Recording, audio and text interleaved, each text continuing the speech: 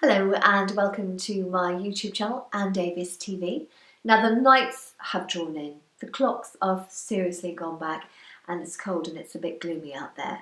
So I thought what we needed was a little dose of summer sunshine. And it was in the summer that I was lucky enough to spend a few days in Portugal and the lovely Becky came to visit.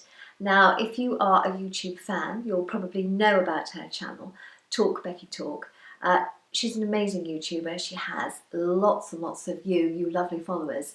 And I thought it might be interesting for you to find out how she started and find out a little bit more about her. And she's lovely to chat to. In fact, we did nothing else, as you will find out.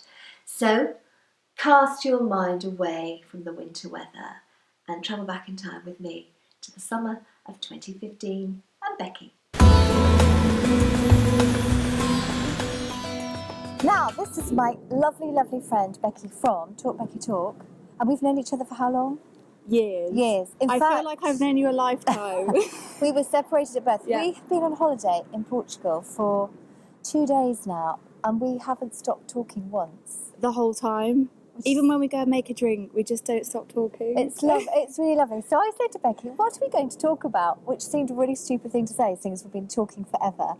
But I thought I'd start at the beginning because everybody loves you. Because Becky, if you don't know, is a top YouTuber person.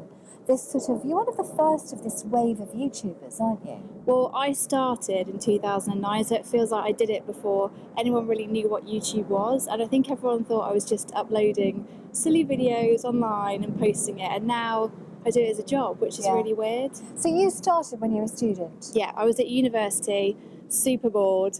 And I uploaded videos and I just loved it. And I loved posting videos. Because we met actually at the BBC when you were a journalist, not that you aren't still a journalist, but when you were working as a journalist.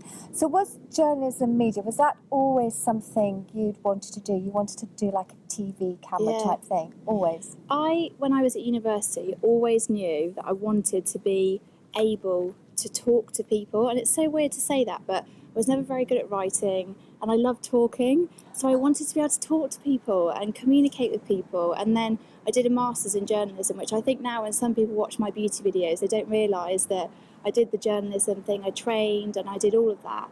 And then I was a reporter and I was working with you and I did all of that. And then I had this online audience, which was so amazing because I could just communicate directly with people that I was so passionate about the things I was talking about. And it was actually really hard for me because I remember thinking at the time, do I be a journalist and carry on with something that I've trained for, or do I give it all up and do something from my bedroom and post videos? And it was the best decision that I ever made. But it's much more than that. And also, because of your journalistic background, you don't just talk codswallop. You structure it and you know how to film. And so what looks really, really, really simple actually takes quite a lot of time. I think that's always a thing that people say because they think I literally turn the camera on and then just 5 minutes later the video is done, but there's so much more to it. So every video that I do, I'm planning, I'm thinking about the product, I'm thinking about what I'll talk about, and even down to posting it, what time of the day, who I'm posting it to, what the title is, the thumbnail, which is so important because there are so many people doing YouTube. How do you get someone to watch your video? How do you get someone to look at it? So there's so much planning. And I ask my audience all the time, which is something I wasn't able to do before. I'd turn up for work and I'd do things, based on an agenda. But now I do what the audience wants directly, in a sense that you can tweet and then the next minute you're making a video that they want to see. Someone might be suffering with acne or they can't do their hair, and you're able to, within minutes, plan that content and just do whatever your audience wants. And I can say, because I know that you just work so hard. I mean, you hardly have a time off. She's only managed Apart from here. Well, she's only managed to get, 3 days here? Yeah. And even so, you've still been working here. Yeah. I never leave the house without my camera. I'm always on social media. Which we have to say is just as well, because it's taken us about an hour to get this set up, because my camera, which is the same as yours, because Becky helped me get mine, has got the battery stuck in it now.